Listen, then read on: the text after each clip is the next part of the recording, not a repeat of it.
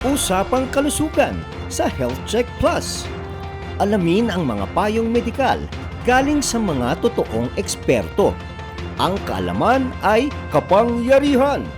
Usapang kalusugan sa Health Check Plus.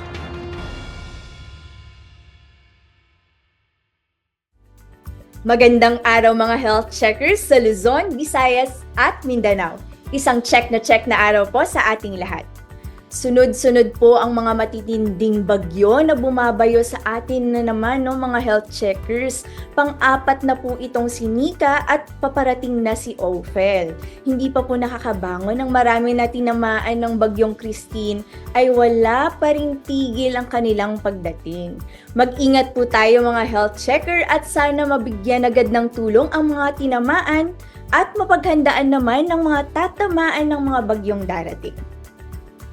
Ang Nobyembre ay naitalagang National Children's Month, kaya naman ngayong araw, nakafocus ang ating usapin sa kalusugan ng ating mga kabataan.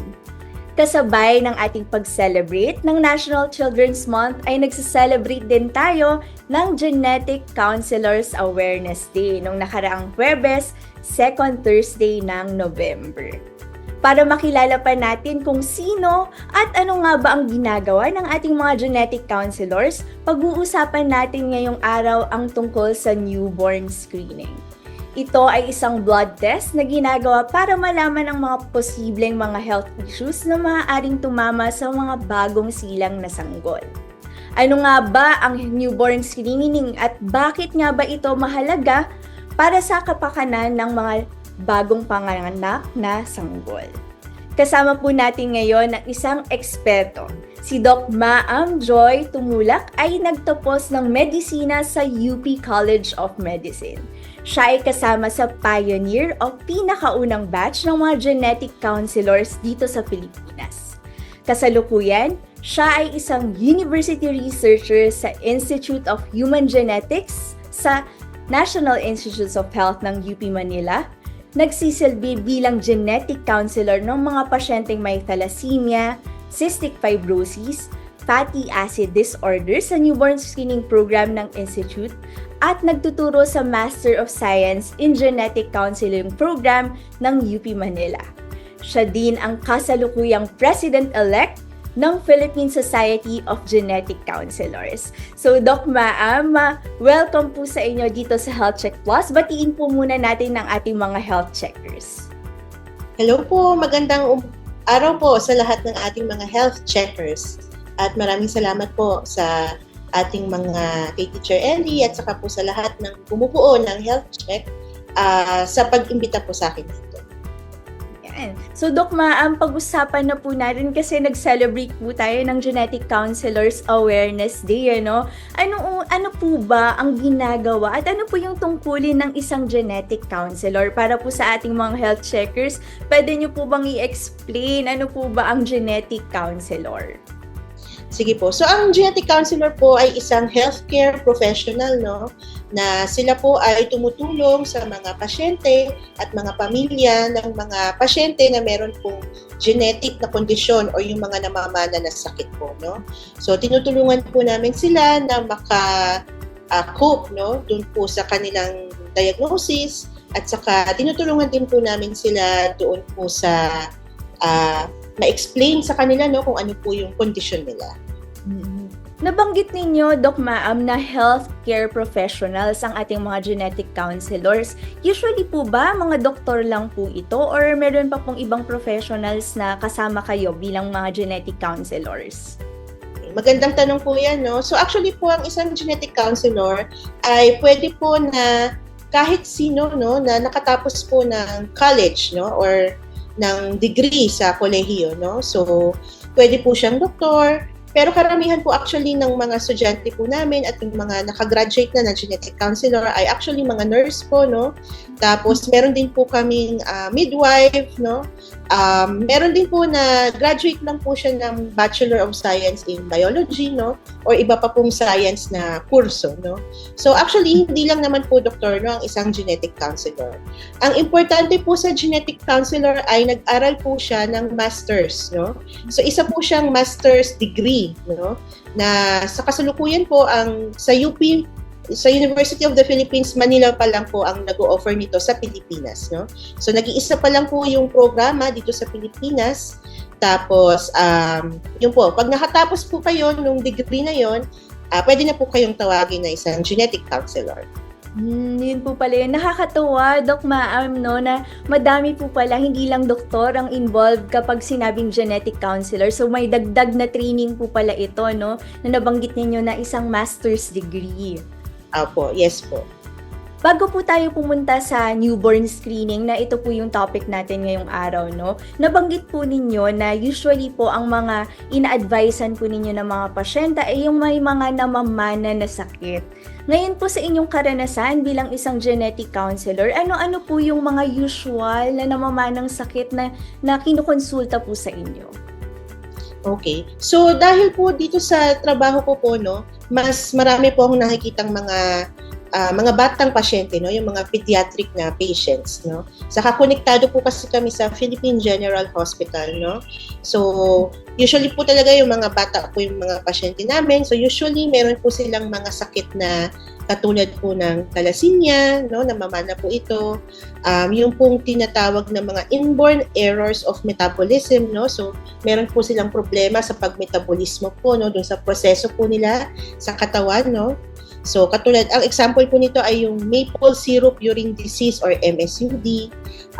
Tapos yung mga fatty acid disorder po, no, yung may problema naman po sa pagmetabolismo ng taba, yun po, no, karaniwan din po naming mga pasyente yun. And hindi lang po mga bata, actually, no, meron din po kaming mga pasyente na matatanda, no, so katulad po ng mga matatanda na may cancer, no. So ang cancer po kasi, maliit na porsyento ng mga kaso ng cancer po ay namamana, no. So hindi lahat ng cancer ay namamana, pero meron pong maliit na porsyento. So, yung mga ganong klaseng pasyente din po ay nakakausap din po namin, no, sa aming profesyon. Alam niyo, Doc Maam, buti po ay na-explain natin sa ating mga health checkers na ang mga genetic counselors pala ay hindi lang para sa mga bata, kundi across the age pala ito, no? Kasi marami din palang mga iba't ibang sakit tulad ng cancer na nabanggit ninyo na pwede ring i-konsulta sa inyo. So, punta na po tayo sa ating topic ngayon, no? Yung tinatawag na newborn screening. I'm sure po yung mga nanay na nakikinig po ngayon ay medyo narinig na po nila or familiar na po sila sa tinatawag na newborn screening, pero pwedeng hindi nila naiintindihan bakit ito ginagawa sa kanilang mga sanggol. So, Doc Maam, pa-explain naman po sa aming mga health checkers ano po ang newborn screening at bakit po ito mahalaga para sa ating mga sanggol. Sige po. So, ating mga ka-health checkers, no, so ang newborn screening po ay isang test na ginagawa doon po sa bagong panganak na sanggol, no. Ginagawa po ito, kumukuha po ng dugo, no, tinutusok po yung base ng paa, no, doon po sa heel. Tapos kumukuha po ng ilang patak ng dugo, pinapatak po sa isang papel, yung tinatawag po na filter card, no. Tapos mula po doon sa ilang patak ng dugo na yon ay pwede na pong ma-examine ang mga around 28 na kondisyon, no, na mga problema po usually sa metabolismo, tapos yung problema po sa dugo katulad ng mga thalassemia, no. So yun po yung mga ilang sakit, no, or kondisyon na chine-check po natin sa newborn screening. Yun po pala yun, Doc Maam, no? So, alam niyo po, yung mga health checkers natin, nagtatanong po sila, sa loob po ba ito ng 24 to 48 hours na ginagawa pagkapanganak? At ano po yung reason nito, Doktora? Bakit hindi pwedeng pagkapanganak ay kuhanan na ito ng sample ang kanilang mga anak? Opo. So actually po, kaya between 24 to 48 hours po yung pagkuha ng dugo kasi ang chine-check nga po natin dito ay yung mga metabolic na condition, no? So yung may kinalaman po sa proseso ng katawan. So para po ma-check natin kung meron po bang problema doon sa proseso ng katawan natin, kailangan po ay nakapag-feed or nakapag-bed na po muna yung sanggol, no? So binibigyan po natin yung katawan ng 24 hours at least, no? Para po ma-check niya kung gumagana ba yung mga enzymes ko, no? Yung gumagana ba yung mga proseso ko sa katawan, no?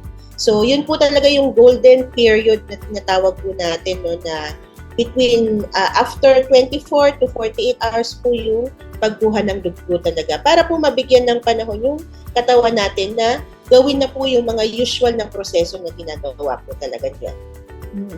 Yun po pala yun, Doc Maam, no? Buti po na-explain natin at malinaw sa ating mga health checkers, lalong-lalo na sa mga nanay, baka po sila ay nagtataka, bakit naghihintay ng 24 to 48 hours bago po kuhanan ng newborn screening, no, ang kanilang mga anak. So sa ating mga health checkers po na nakikinig at nanonood ngayon, ayan po na-explain sa atin ni Doc Maam kung bakit aantay ng 24 to 48 hours na golden period para sa ating mga batang para sa newborn screening nila. So, Doc Maam, alam niyo po, nabanggit niyo kanina, napakadami po pala no, ng mga nasi-screen na mga sakit tungkol sa newborn o sa newborn screening. 28 na kondisyon, tama po yung nabanggit niyo kanina? Opo, around mga 28 na condition po ang sinecheck. Alam niyo po, Doc Maam, meron po kaming mga health checkers na nagtatanong kasi meron pong mga positive or negative screen yung nakikita po nila dito sa kanilang mga resulta ng newborn screening ng kanilang mga anak, no? Ano po bang ibig sabihin or kahulugan po ng negative o positive screen?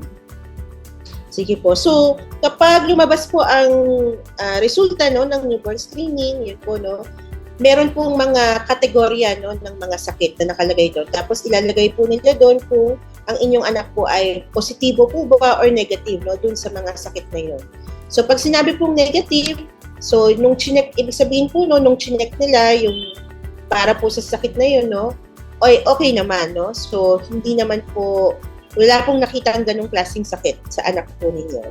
Pero kung meron pong nag-positive no dun po sa resulta ng newborn screening, ibig sabihin po nun ay meron pong naabot na value no yung anak po ninyo, so kaya po siya nag-positive. So ito po ay posibleng no meron pong ng ganitong sakit yung inyo pong anak.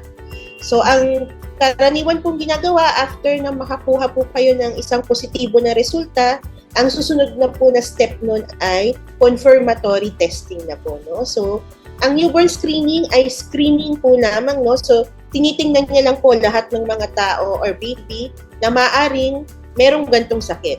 Tapos kung nakita po nila na maaring yung inyong anak ay merong ganitong sakit, kailangan na po natin yun i-confirm. Doc Maam, pwede po niya pong i-explain po sa amin ano po yung kahalagahan? Bakit po ginagawa yung newborn screening na ito? Kasi nabanggit po ninyo napakadaming sakit, no? Kapag po ito ay hindi nagawa, ano po ba yung mangyayari dun sa sanggol? Kung sakali pong meron sila nung 28 na isa sa mas marami pa sa isa dun sa mga 28 na kondisyon na ini-screen itong newborn screening na ito. Apo. So actually po, ang goal po talaga ng newborn screening po no ay makuha no or ma-diagnose ng maaga ang isang baby para sa isang sakit or condition no. Kasi kung maaga po nating malalaman na meron sila ng ganitong klaseng sakit, magagawa na po agad yung management no or yung mga karampatang mga interventions no doon po sa inyong anak para hindi po ito lumala. Parang ano po talaga, parang sort of parang prevention po siya na lumala po yung sakit ng inyong anak. At saka para po ma-manage po no ng maaga yung pong mga sakit bago pa po lumabas yung mga sintomas sa inyong anak. No? So, kailangan meron na po tayong gawin no bago lumabas yung mga sintomas. Kasi usually po pag may sintomas na, medyo late na po yun, no? Ibig sabihin kasi yun nga, may lumabas na kasing sintomas. No? So, yun po yung pine-prevent natin or iniiwasan natin mga health checkers no na meron pong sintomas na maramdaman po yung anak po ninyo no kasi minsan po yung mga sintomas na yun ay may mga epekto na irreversible or yung hindi na po maaaring maibalik no. So maaari pong kung hindi po ma-newborn screening ang isang sanggol tapos nagkataon na meron po siya nung isa dun sa mga sakit no na ini-screen sa test, maaari pong magkaroon ng damage no lalo na po sa utak no. Meron pong ibang mga sakit na magkaroon po ng damage naman po sa dugo, sa pag-develop po no ng sanggol, maaari po silang magkaroon ng delay no sa kanilang paglaki no at pag-develop. Maaari din pong magkaroon ng intellectual disability na tinatawag no, yun nga pong merong problema po sa pag-iisip at yung isa sa mga pinaka malala talaga na epekto po ng ilang sakit na nandun sa newborn screening, maaari po actually ikamatay ng isang sanggol po, yung ibang sakit po doon talaga. So yun po yung iniiwasan natin. Oh, Doc Ma'am, alam niyo, buti na appreciate namin ngayon yung pag-explain ninyo kung gaano ka-importante itong screening na itong test na pinag-uusapan natin ngayon. Doc Ma'am, kanina pa po natin napapag-usapan yung 28 na kondisyon. Sa inyong karanasan po, ano-ano po ba yung mga usual na conditions na nagpa-positive po, lalong-lalo na po dito po sa Pilipinas? Actually po, dun sa 28 na conditions, ang pinaka-common po talaga na nagpa-positive sa Pilipinas ay yung tinatawag na G6PD deficiency. So parang ang prevalence po nun ay isa sa 52 na pinapanganak ng mga sanggol ay maaari pong positibo for G6PD deficiency. Tapos, ang isa pa pong common sa atin ay yung nga pong maple syrup urine disease or MSUD. At ang isa pa pong common actually ay yung mga thalassemia, yung alpha thalassemia at saka po beta thalassemia. So, Doc Ma'am, itong G6PD deficiency at MSUD, I believe ito po ay yung mga sa metabolismo na binabanggit natin kanina. Ano naman po yung sa thalassemia? Ano po yung sakit na ito? Yung naman po, ito po ay isang sakit na meron pong problema basically doon po sa tinatawag na hemoglobin. So yung hemoglobin po, ito po ay nakikita sa ating pulang dugo. So yung thalassemia po, alpha or beta thalassemia ay isang sakit po sa hemoglobin na maaari po makaapekto sa pulang dugo ng isang tao. Yun po pala yun. So, napakadami po pala talagang masiscreen kapag ginawa ito ng yung itong test na ito ng newborn screening sa ating mga sanggol. Pero alam niyo po, Doc Ma'am, lagi pong tanong yan ng mga health checkers natin kung magkano or ito ba ay kasama na sa gastusin ng panganganak. Kasi alam po natin na ito ay kung may cost po ito ay maaaring hindi magawa sa ating mga sanggol, So, Doc Ma'am, ano po ba yung procedure nito? Kasama po ba ito sa gastusin sa panganganak o meron po itong separate pa na kailangang bayaran ng ating mga health checkers? Opo. So, ito pong newborn screening po ay libre po, kung ang babaeng nanganak po ay miyembro ng PhilHealth, So, libre na po siya, kasama po siya dun sa newborn package po, ng PhilHealth, yung newborn screening, tapos iba pa po yung newborn hearing screening, para naman po sa pandemic po yun, So, kasama po yun lahat dun sa newborn package ng PhilHealth. So, libre po ito, So, kaya hindi po talaga siya mabigat actually. So, kailangan lang po talaga na magawa po ito, kasi napaka-importante po talaga itong test na ito, Ang ano po kasi dito sa newborn screening, ang tinetest po dito ay yung mga sakit na nasa loob po, So, hindi po siya yung nakikita natin sa labas, Kasi may mga sanggol na pag pinanganak, okay po sa panlabas, Hindi nila alam na yung loob pala na proseso ay meron na pong problema. So, yun po yung tinetest sa newborn screening. Yung mga panloob po na sakit at hindi po yung mga panlabas. So, Doc Ma'am, ito po yung mga sakit na hindi obvious. Kumbaga, yun po ba yung ibig sabihin? Tama po. Oo, yung hindi obvious. Oo. Tama po kayo doon.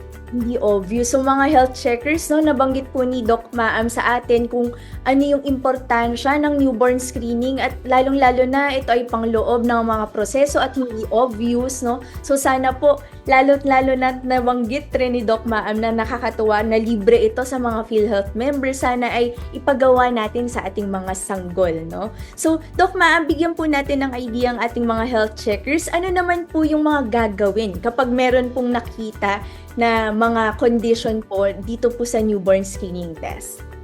Okay. So, usually po kapag nag-positive po ang isang sanggol, so napupunta po yung filter card na tinatawag sa isang laboratorio, So, yung laboratory ngayon, ipoproseso po nila yung dugo ng inyong sanggol. Tapos, kapag meron pong nagpositibo doon po sa mga kondisyon, meron pong nurse na tatawag po sa inyo. para po sabihin sa inyo na, hello po, health checker, na meron pong nagpositibo sa inyong pong baby, tapos ito po yung mga kailangan gawin. No? So yun na nga po yung kasunod, yung confirmatory test na tinatawag. Yung confirmatory test din po ay libre, except for G6PD po. May bayad po yung sa G6PD na confirmatory.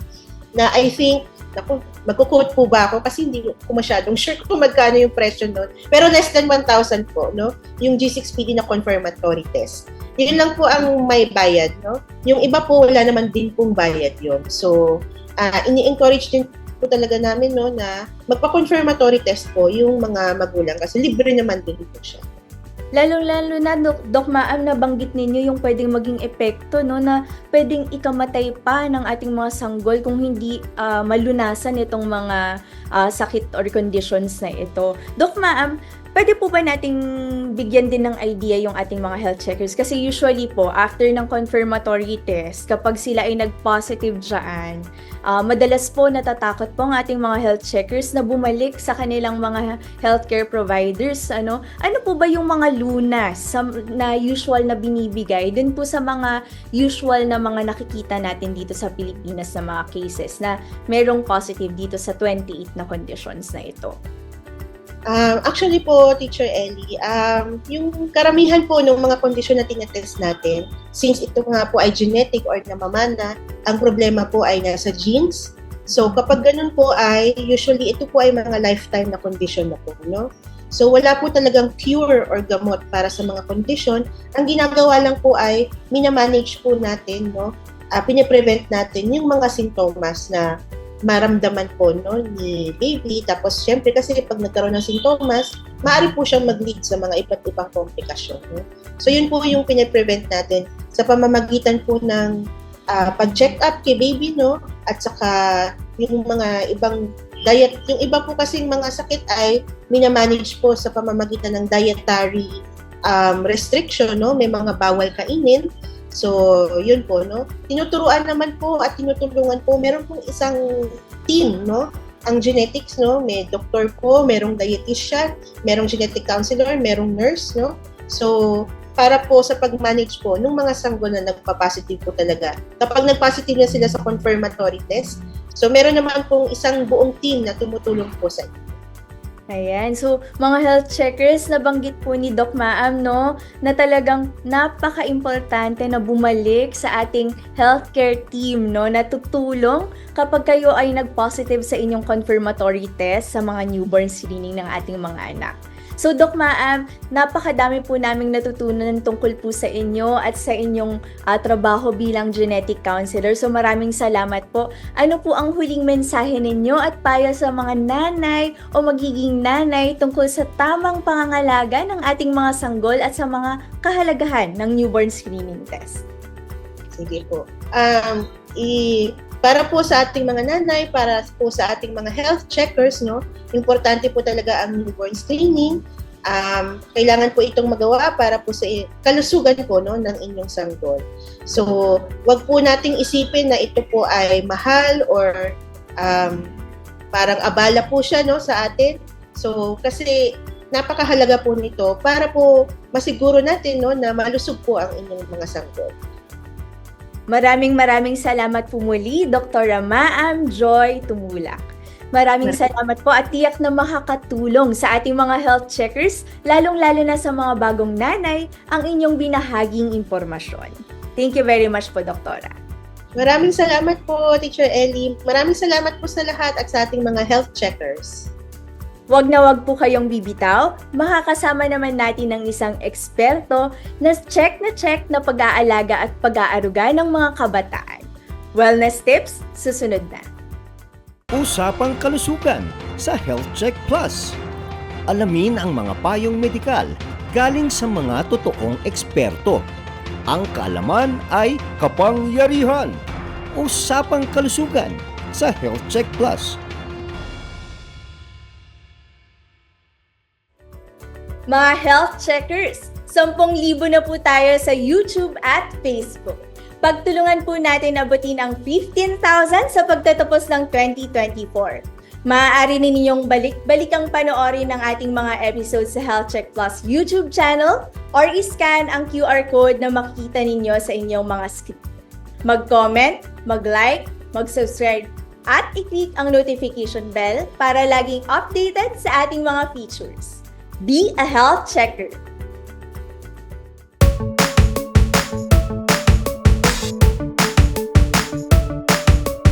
Health Check Plus.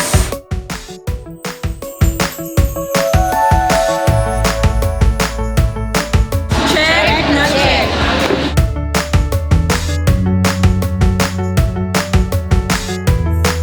Ako po si Doc B-Boy Mulano mula sa Quezon City Health Department.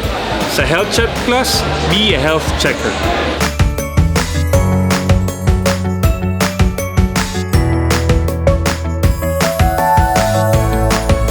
Check na check.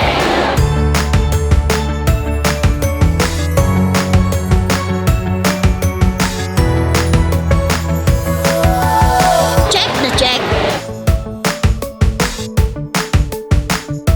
I am Dr. Leon Kakulitan, Health Check Plus, be a health checker.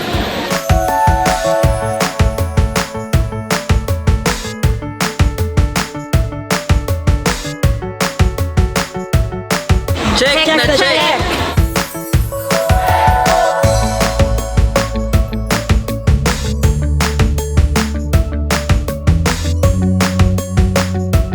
Check na check.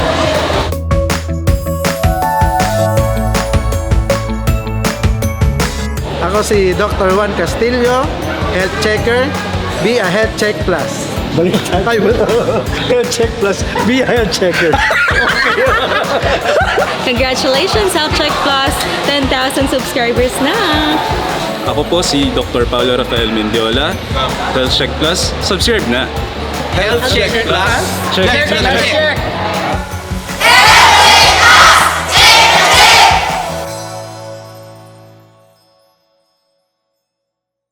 Wellness tips sa Health Check Plus.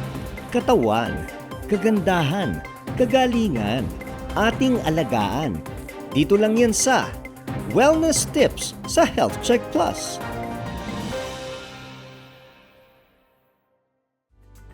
Nagbabalik ang Health Check Plus, ang programang pinagkakatiwalaan ng mga eksperto.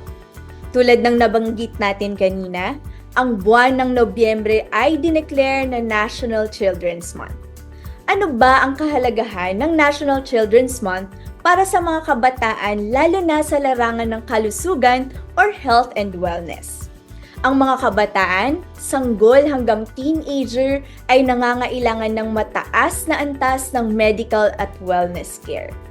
Bilang mga magulang, guardian o tagapag-alaga nila, tungkulin natin ibigay ang sapat na atensyon upang maiwasan nila ang sakit at mga kapahamakan.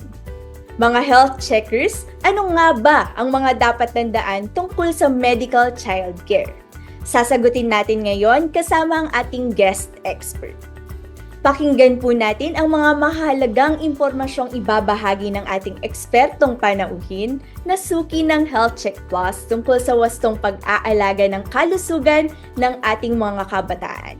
Si Dr. Aileen Garcia Reyes ay isang pediatrician, kasalukuyang Medical Director ng Christ the Savior General Hospital Incorporated at Hospital Administrator naman ng The Paramount Medical Center. Magandang araw po, Doc Ai. Welcome po muli dito sa Health Check Plus. Bumati po muna tayo sa ating mga health checkers. Magandang araw, Teacher Ellie. Magandang araw, mga ka-health checkers. Ako po si Dr. Aileen Reyes, nagbabalik para sa mga katanungang pambata. Yan. So, salamat po muli, Doc Ai, dahil po nandito po ulit tayo sa Health Check Plus, no? At I'm sure marami pong matututunan ng ating mga health checkers. Doc Ai, simulan na po natin. Ano po ba ang mga dapat naming tandaan tungkol sa healthcare ng mga bata? Siguro po i-focus po muna natin, no, sa mga grade school age years ang usapin natin ngayon dahil kadalasan po sila ang exposed sa iba't ibang uri ng sakit. Sige. Kung sa mga kakonti naman yung pinagkaiba ng mga batang nasa edad na pumapasok, kumpara dun sa mga nasa bahay pa, yung mga batang sanggol. So karamihan sa mga nasa mga edad na pumapasok na, ang kalimitang sakit ay yung sakit sa baga, mga ugot-sipon, parasitiko or yung mga parasitic infection, yung pagkasira ng ngipin, sakit sa pagdudumi, malnutrition, hindi kasi nawawala ang ating malnutrition, at yung mga microdeficiency, yung mga kulang sa ibang mga kinakailangan ng ating katawan para gumana ng husto ang lahat na parte ng ating mga katawan. Yun po pala yan, Doc Ay, no? Napakadami po pala. So, tulad nung nabanggit ninyo, kahit po ito ay sanggol o yung mga pumapasok na po na ating mga kabataan, no? Almost the same po ang kanilang problema. Tama po ba sa inyong experience? Ganun po ba yung namimit po ninyo ng mga pasyente ngayon? Oo, Teacher Ellie. Yun nga lang, dahil mas lumalabas yung mga nasa pumapasok, so yung ibang sakit na nakukuha sa paligid, mas madami sila kumpara dun sa mga nasa bahay lang. Doc, ay sa inyong experience po, ano po yung usual, lalong-lalo na po sa mga pumapasok sa school, no? Ano po yung usual na kinukonsulta po nila sa inyo? Number one, pag pumapasok sa school, lalos na ngayon na meron tayong Bulkantaal, kasi taga Batangas, laging ang unang sinasabi yung sakit sa ugot-sipon. Yan ang kauna-unahan laging dinadala bakit merong ugot-sipon yung kanilang mga anak. Pangalawa pa yung tamad kumain. Paano nila papakainin? Pumapasok na hindi kumakain ng almusal. May pupunta na, paano daw ang pwedeng gawin? Kasi ang kanilang mga anak ay takot pa nilang pabunutan, ay sira ang ngipin, baka daw yun ang dahilan, bakit ayaw kumain? O di kaya yung meron ng nagdiwang ng kaarawan sa eskwelahan, sumakit ang tiyan. So yan po yung mga kalimitang dinadala ng mga nanay at kaya ng kanilang mga lola or tita sa aming mga pediatrician. Yun po pala yun, Doc, no? Kahit na nasa mga age na pumapasok na talagang medyo similar po kahit nasa sanggol. Pero maganda po yung nabanggit ninyo kasi paulit-ulit po nating nababanggit yung malnutrition, no? Yung tungkol sa pagkain, ganyan, no? Meron po ba kayong advice para sa ating mga nanay at tatay na nagpe-prepare ng kanilang mga baon? Kasi tulad nga po nung nabanggit ninyo ay pwedeng hindi nakakakain ng pang-almusal. So, ano po yung advice ninyo sa kanila tungkol po sa pabaon nila ng mga pagkain sa school po ng ating mga pumapasok na ng mga grade schoolers? Teacher Ellie, ganito, no? Nung panahon kasi yung mga nanay, kagaya kong nanay, ang turo sa akin noon yung food pyramid. Yun yung turo. So ngayon, ang tinuturo na sa eskwelahan is yung pinggang Pinoy. Tatandaan lagi na ang pabaon sa pinggang Pinoy, 1/4 or ika-4 dapat ng baon niya ay yung carbohydrates lang or yung mga go foods, mga kanin. Ika-4 naman na dala niya ay yung sa grow foods. So yan yung mga ulam-ulam, mga isda. At yung yung magiging kalahati na ng kanyang baon ay yung glow. So, andyan na yung prutas, andyan na yung gulay. So, yun dapat ang tatandaan at saka papakainin lagi ng almusal. Diba? Ang laging sinasabi, ang almusal ay dapat ay hindi kinakalimutan kahit hindi ka makakain ng tanghalian, basta't ang importante, kumakain ka dapat ng iyong almusal. Yun po, no? Mga health checkers, lalo na sa ating mga nanay at tatay na nakikinig at nanonood ngayon, no? Huwag palabasin ng bahay ang ating mga pumapasok na mga anak without eating ang kanilang mga almusal. Yan ang advice sa atin ni Doc Ai, no? So, Doc Ai, punta po muna tayo kasi napag-uusapan na natin yung mga sakit. Ngayon pong wet or rainy season na, ano naman po yung mga usual or particular na mga sakit na mga nakukonsulta sa inyo? So, ito po ba ay nagbabago o meron po bang mga changes ngayon na wet or rainy season na? Okay. Sa ating bansa, ang laging sakit na ubot-sipon, lagi yung numero uno, mapa-wet, mapa-dry season, lagi yan ang pinaka-unang dahilan bakit dinadala yung mga bata. So, pag tag-ulan, hanggat maaari po, kung may pabaon tayo na dapat ay meron baon man lang na jacket or di kaya payong, although yung tinatawag na raincoat, dapat lagi po silang may baon yan. Pangalawa po is tamang bitamina. Yan po yung mga panlaban natin sa ubot-sipon. At pangatlo pong pwede nating ilaban ay yung ating bakuna. Kasi tandaan niyo po, pag rainy or wet season, usong-uso po yung tinatawag na flu season. So yan po ay pwede po natin maiwasan sa tulong din ng ating bitamina, tamang pagkain, at saka bakuna. Ano pa po ba ang mga nagiging sakit pag rainy season? Yan po yung yung pagsusuka at pagdudumi. Kasi minsan po ay hindi nagiging malinis ang ating napapagkuhanan ng ating inumin tubig. So, dapat po ay malinis ang ating tubig. Kung maaari nga po, pabaunan na lang natin ang sarili nilang mga lalagyan. Ano pa po ba ang pinakakatakutan ng mga nanay, mga ka-checkers? Anong bukod sa laging ubot-sipon, anong natakot na takot tayo na magiging sakit ng ating mga anak? Yan po yung tinatawag na dengue. Dengue. So, ano po ba ang ginagawa para maiwasan? Number 1, maglinis po dapat tayo ng paligid. Kasi sa totoo naman po, tiga naman po ang ating mga eskwelahan, may naglilinis. Hindi ko po alam kung ngayon ay naglilinis pa rin ng estudyante. Pero lagi po may naglilinis, dapat po malinis ang ating bakuran. Sa bahay, iwasan po yung mga bagay na pinag-iipunan ng mga tubig para hindi po magbuo ng mga bulate na magiging lamok. So, yan po yung mga iniiwasan nating sakit pag rainy or wet season. Alam niyo po, buti na banggitin niyo yan, Doc Ai, lalong-lalo na po yung tungkol sa bakuna. Kasi I'm sure yung mga nanay at tatay na nakikinig at nanonood ngayon ay memorize nila yung vaccination schedule o yung schedule ng pagbabakuna kapag sanggol pa. Pero ano naman po yung pinagkaiba or meron po ba kayong advice tungkol naman sa schedule ng pagbabakuna ng mga grade schoolers natin o yung mga pumapasok na sa kanilang mga paaralan? Yes, yan po ang kagandahan ngayon. Ang atin pong gobyerno ay talagang bigay todo ang pagbibigay nila para mabigyan ng tamang bakuna yung ating mga estudyante.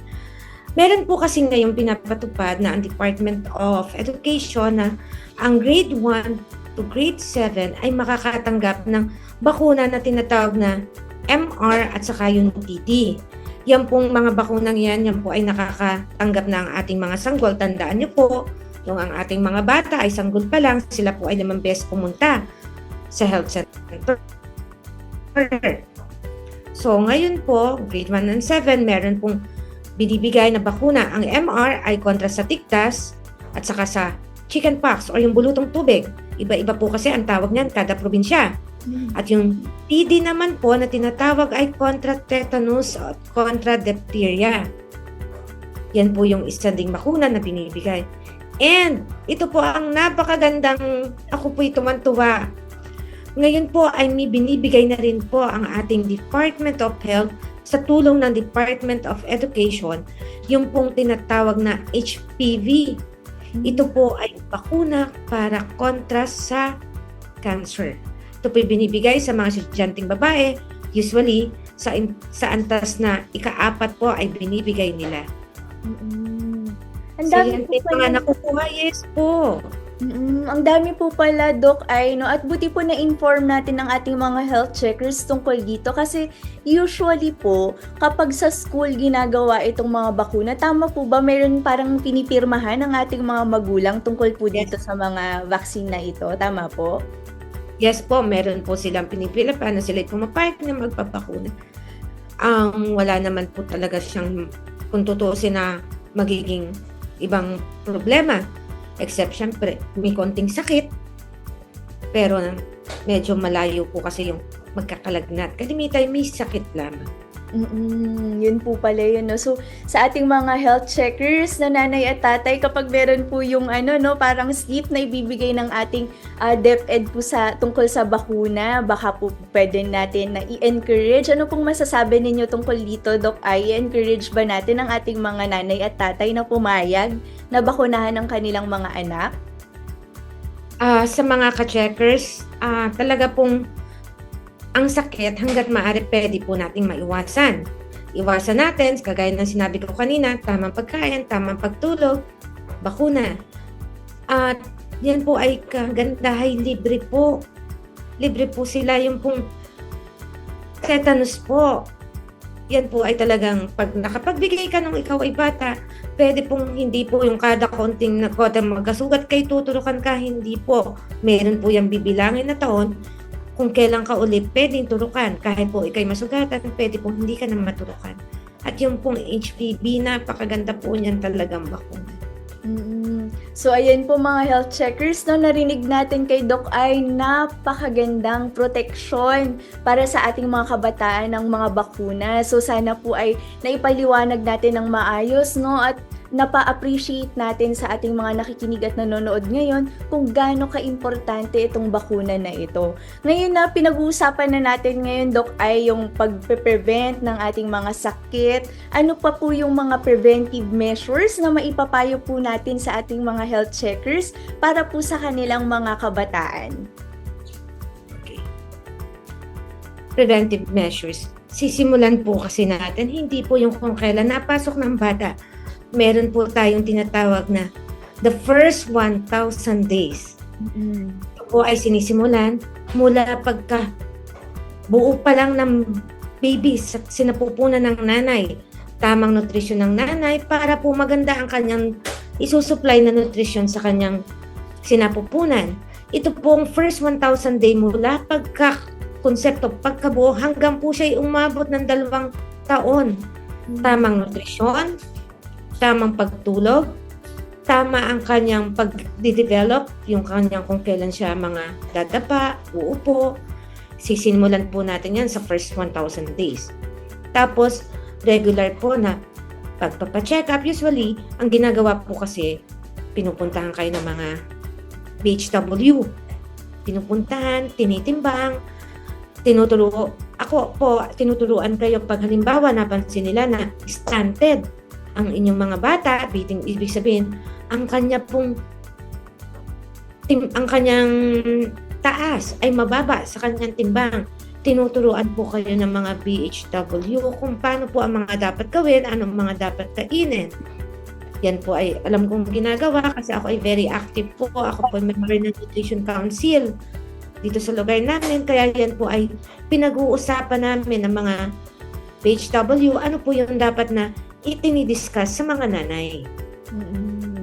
Yun po pala yun, no? Nabanggit ni Doc Ay, mga health checkers, no, ang ating first 1,000 days. So, tulad no nabanggit ni Doc Ay, kailangan tamang nutrisyon kay nanay pa lang, no? Magsa-start po talaga hanggang sa maging 2 taon na siya.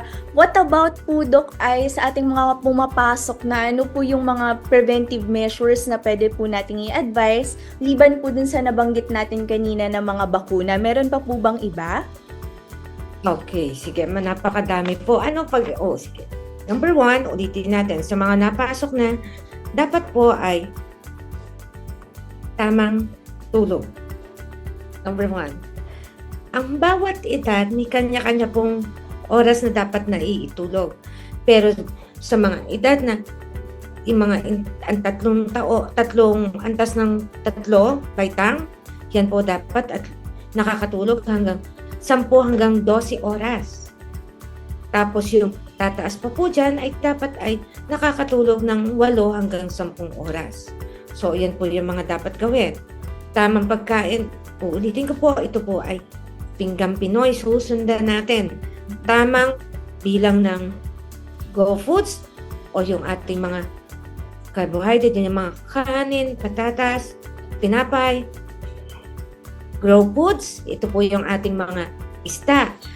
Ang hindi kasi po natin napapansin, mga ka-checkers, napakadami, nasa 65% po ng mga bata ay kulang sa iodine, sa zinc. So, saan po nila yan makukuha? Diyan po sa pagkain ng Grow Foods, yun po yung isda. Gaano po ba ka-importante ang iodine? Yan po ay pampatalino. Bumababa at sinasabi po, pag mababa ang iyong iodine, yan po ay bumababa ang IQ sa meron pong pag-aaral na 13% po ang ibinababa ng IQ pag kulang sa iodine. So, ganun po ka-importante ang Grow Foods. Tapos yung pong sinasabi ko nga po, inuulit ko, kalahati ng ating ipapabaon ay ang gulay at ang prutas. Para po isusupplement niya dahil po habang nasa ating mga estudyante, dyan po nagdi-develop, nakaporma na po kasi ang ating mga organ, ang ating mga muscle, pero ito po yung panahon na dini-develop nila. So lalos na po sa mga gustong sasabihin ng mga batang, ayaw kong matulog, patulugin ninyo dahil totoo po, may pag-aaral na ang pagtulog po sa hapon ay nakakapagpatangkad. Bukod po sa tamang pagtulog, tamang pagkain, is tama pong hindi po natin sasabihin sa ating mga estudyante na, oy, kayo'y magsitayo at kayo'y mag-exercise. Paglaruin po natin ng tamang laro. Kasi ngayon po, diga po yung ating mga laro ay lagi nang ang naglalaan na exercise ang ating mga daliri. Buong katawan po dapat natin ang nagkakapag-ehersisyo. So, paglalaroin po natin. Yan. Alam niyo po, Doc, I'm sure marami pong nakarelate na ating mga health checkers na nakikinig at nanonood ngayon, lalong-lalo na po dun sa nabanggit ninyo tungkol sa pagkain, tulog, tsaka lalong-lalo na po dun sa tamang paglalaro, no? So, ito yung mga reminders sa atin, mga health checkers ni Doc Ai, no? So, salamat po doon sa mga reminders natin na yun, Doc Ai, para sa ating mga health checkers. Pero ngayon po gusto pong natin pag-usapan kasi kanina po nabanggit natin yung vaccination schedule na sa sanggol ay memorize na ng ating mga nanay at tatay. Paano naman po yung sa check-up po ng ating mga grade schoolers o yung mga pumapasok na sa school, Doc Ai? Kasi kayo po ay isang pediatrician, meron po ba kayong recommended schedule ng pagpapa-check up po ng ating mga grade schoolers? Sa amin po, wala naman kaming ginagawang rekomendasyon. Sa ganito pong edad, kalimitan, pwede pong pinakamaganda is isang beses lang. Well baby or well child check-up po ang tawag doon. Pero halimbawa po, meron kaming mga sinusubaybayan. Halimbawa, napapansin namin ang inyong mga bata ay maliit para sa edad or mababa para sa kanilang edad, yan po yung aming pinapapunta ng mas malimit. Pwede pong kada 3 buwan, kada 6 na buwan. Pero hanggat maaari po, meron pong tinatawag na well child check-up. Yun po ay ginagawa sa mga estudyante, usually po ay sa kada taon. Pero meron naman po kasing proyekto ngayon ng gobyerno, yung tinatawag na sa mga estudyante, sa mga elementary, meron din silang yearly, taon-taon na rin na ginakatulong kasamahan nila sa community nila ng mga doktor na nag-check up sila. Yung kadalasan po ay sa pagpasok po ng pasukan. Yun po pala yun. No? Napakaganda po ng mga proyekto ng DepEd at DOH. Talagang nagsama po ang dalawang ahensya natin na ito, no? Para tuloy-tuloy ang pag-aalaga ng ating mga kabataan. Doc Ai, nakakatuwa po.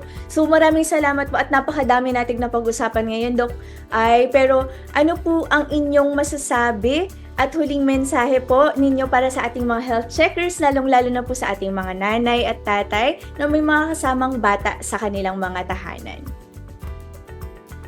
Sa mga kagaya ko na nanay, mga ka-checkers, ang ating pinakamagandang gawin is number 1, huwag tayong maging mainipin sa pagpapakain ng ating mga bata. Pag tayo po ay nainip, sila po ay hindi kakain. At ngayon po, sa totoo nga po, ngayon napakadami po natin mga ka-checkers na pwedeng gawin. Ang simpleng tinapay, pwede natin gawing itsura ng tao. Ang simpleng gulay, pwede po natin gawing star. Pwede po natin silang gawa ng disenyo. Yun po ay natutuwa po ang mga bata. Pag halimbawang ang kanilang kakainin ay hindi yung itsurang kahanin na. Lagyan po ngayon natin ng design at tayo po ay magtiyaga sa pagpapakain. Alam ko pong lahat tayo ay busy. Mas gugustuhin po natin na paglaruin ang mga bata habang pinapakain. Pero kailangan po natin silang mapakain ng maganda. Hindi lang po para sila maging mga honor sa eskwelahan, kundi para po sila hindi maging sakitin.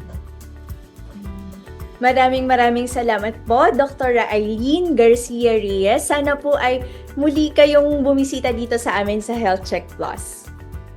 Salamat po, Teacher Ellie, at salamat po mga ka-checkers. Ayan mga health checkers, tiyak na makakatulong sa atin ang mga binahagi na mga impormasyon ni Dr. Aileen ngayong National Children's Month. Ako po si Teacher Ellie Campos Banayat, dito lang sa programang pinagkakatiwalaan ng mga eksperto, ang Health Check Plus. Tandaan, ating pangalagaan ng ating kalusugan sapagkat ang kalusugan ay ating kayamanan. At huwag kalimutang batiin araw-araw ang ating mga minamahal. Be kind, be safe, and stay healthy. Be a health checker. Wellness tips sa Health Check Plus. Katawan, kagandahan, kagalingan, ating alagaan. Dito lang yan sa Wellness tips sa Health Check Plus. Mga health checkers, 10,000 na po tayo sa YouTube at Facebook. Pagtulungan po natin abutin ang 15,000 sa pagtatapos ng 2024. Maaari ninyong balik-balikang panoorin ang ating mga episodes sa Health Check Plus YouTube channel or iscan ang QR code na makikita ninyo sa inyong mga screen. Mag-comment, mag-like, mag-subscribe, at i-click ang notification bell para laging updated sa ating mga features. Be a health checker!